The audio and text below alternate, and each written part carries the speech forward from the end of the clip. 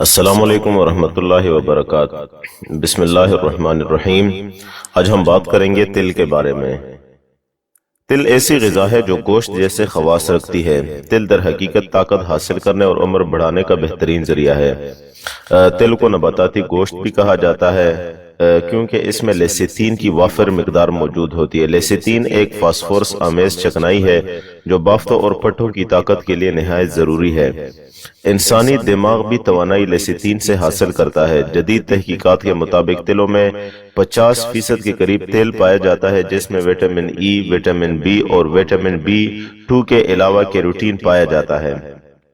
اس کے علاوہ protein, carbohydrates اور معدنی نمکیات بھی پائے جاتے ہیں جن میں کیلشیم، میگنیشیم، فولاد، ایلومینیم، تانبا، نکل اور سوڈیم شامل ہے۔ تل میں کیلشیم سب سے زیادہ پایا جاتا ہے۔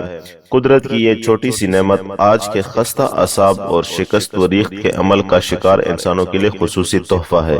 یہ ڈپریشن، اعصابی و دماغی کمزوری اور جسمانی طاقت میں نہایت مفید ہے۔ موسم سرما میں اس نعمت سے بھرپور استفادہ حاصل کرنا چاہیے۔ اس کو ہر عمر کے افراد آسانی سے استعمال کر سکتے ہیں اور اس کے فوائد جو ہے وہ حاصل کر سکتے ہیں۔